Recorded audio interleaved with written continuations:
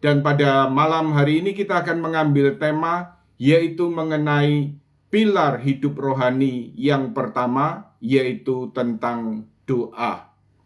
Jadi berkaitan dengan pilar hidup rohani telah sempat kita bahas sebagai pengantar, yaitu apa yang pokok yang menjadi inti kehidupan Kristiani, yaitu hubungan pribadi dengan Allah.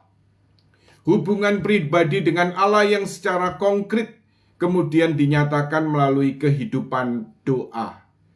Kehidupan doa, dan karena itu kita juga mau mendalami, ini merupakan bagian dari hidup doa, yaitu apa yang kita sebut sebagai 4 pilar hidup rohani, yaitu yang pertama doa, yang kedua hidup di hadirat Allah, lalu kemudian yang ketiga jalan cinta kasih, kemudian yang keempat disponibilitas atau keterbukaan kepada Roh Kudus. Dan pada pembahasan kita pada pilar hidup rohani yang pertama mengenai doa, saya pasang background, yaitu seorang kudus di mana ia lahir dalam zaman kita. Saya juga berkali-kali waktu kecil melihat dari TVRI tentang tokoh ini, tokoh dunia. Bahkan kemudian waktu meninggal saya juga baca Kompas bagaimana kepulangannya ke rumah Bapa dihantar oleh masyarakat dunia, oleh tokoh-tokoh dunia. Dan di harian Kompas itu diceritakan satu kata terakhir, satu kalimat terakhir yang diungkapkan Mother Teresa sebelum beliau meninggal, sebelum beliau berpulang ke rumah Bapa. Satu kalimat terakhir, I love you, Jesus. I love you, Jesus. Sangat indah ya. Kata-kata terakhir, faal cinta kasih yang terakhir, tetapi juga sekaligus awal dan mengawali kehidupan surgawi. I love you, Jesus. Bagaimana seorang dalam kematiannya, pada saat-saat terakhir hidupnya, dia boleh mati dalam cinta kasih. Dan kalimat terakhir ini menunjukkan seluruh arah hidupnya. I love you, Jesus. Kalau mungkin sekarang kalau seandainya ada orang milenial penggemar ala-ala Korea begitu, mungkin kata-kata terakhir yang diungkapkan sebelum kematian bisa jadi Sarangeo Yesus, Sarangeo Yesus Ya, tapi intinya apa? Bagaimana kata-kata terakhir itu sungguh-sungguh menentukan dan juga menjiwai arah dan tujuan seluruh kehidupan seorang Santa Teresa dari Kalkuta, Mother Teresa. I love you, Jesus. Dalam satu wawancara ada suatu hal yang menarik ditanya oleh wartawan ini Mother Teresa, segala karya-karya yang Anda lakukan ini apa bedanya dengan yang dilakukan dinas sosial, petugas sosial dari negara, dari pemerintah India? Tapi kemudian perlu kita lihat latar belakangnya apa yang dilakukan Mother Teresa di Kalkuta, bagaimana satu proses dalam satu perjalanan kereta, dia digerakkan ketika artinya dia seorang suster dari Serikat Aktif. Dalam perjalanan kereta itu dia digerakkan, ada suatu gerakan, dorongan dari Tuhan, dari Roh Kudus, supaya dia terjun melayani di jalanan di Kalkuta itu.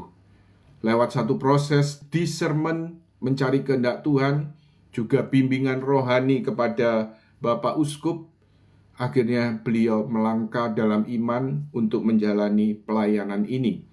Dan ternyata kemudian juga diikuti orang-orang yaitu yang terpanggil juga untuk mengikuti semangat spiritualitas dan cara hidup beliau ini. Lalu kemudian Mother Teresa mengatakan pada wartawan ini, seandainya kami hanya petugas dari dinas sosial, kami tidak akan bertahan dengan karya ini. Kalau kami boleh bertahan, itu karena satu pribadi, yaitu Yesus. Orang bisa terpukau dengan karya-karya luar biasa. Sebenarnya kalau dibilang artinya apa ya? Situasi di Kalkuta di mana banyak sekali orang-orang yang terpinggirkan, yang kemudian ya mati di jalanan, mati tidak secara layak. Ya juga kita ingat ya, di India juga memakai sistem kasta.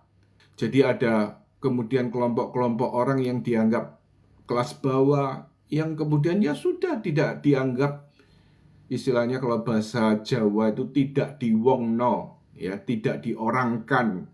Jadi kemudian kalau mati ya wis wajar mati begitu saja di jalanan ya. Paling kemudian nanti dipungut oleh dinas sosial.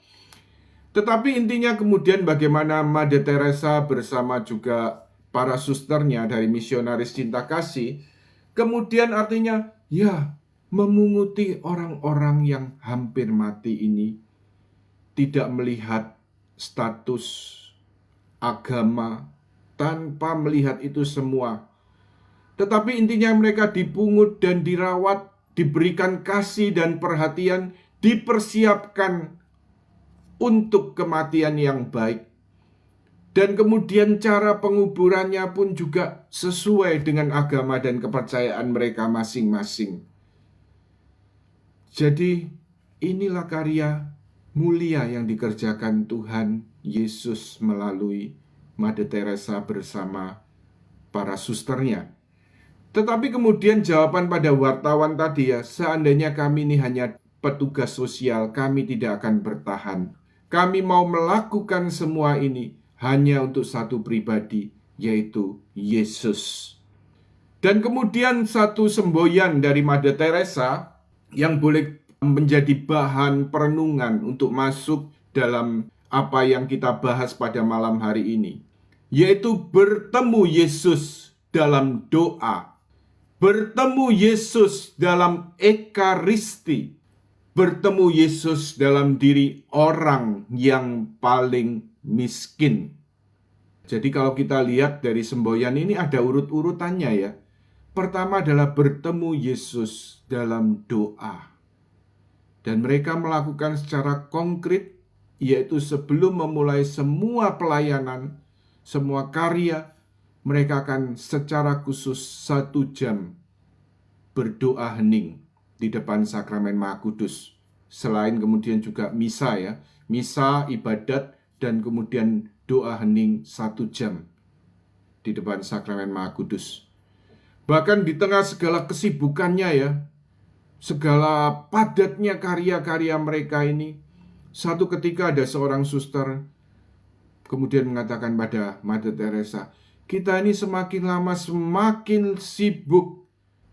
Mother Teresa, kita harus melakukan sesuatu untuk mengurangi jam doa kita, supaya juga menambah waktu kita untuk turun di jalanan, untuk berkarya. Lalu dengan tegas Mother Teresa mengatakan, tidak suster, semakin kita sibuk dan semakin banyak karya yang harus kita lakukan, kita harus semakin lama berdoa hening di hadapan Tuhan untuk menjalin hubungan pribadi dengan Tuhan. Ya, ini kenyataan kadang-kadang orang kebalikannya ya. Kadang-kadang mementingkan karya, lalu kemudian amal, karya sosial karitatif. Ya, bagus-bagus semua itu. Tetapi jangan lupa, kalau orang hanya berpegang pada karya-karya sosial karitatif, apalagi kalau itu di antara religius Katolik, di antara imam, biaran-biarawati Katolik, atau kemudian juga kita awam Katolik, iya, kalau fokusnya hanya karya sosial karitatif, saya katakan semua itu baik loh ya.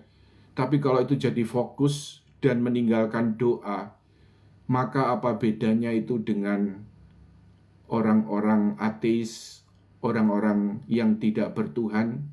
Mereka juga punya jiwa sosial yang tinggi. Ya, mereka juga melakukan perbuatan-perbuatan baik sosial karitatif juga, orang-orang ateis ini ya. Nah, tapi kemudian yang membedakan ditekankan oleh Mother Teresa di sini, bertemu Yesus dalam doa. Itu dasarnya yang pertama.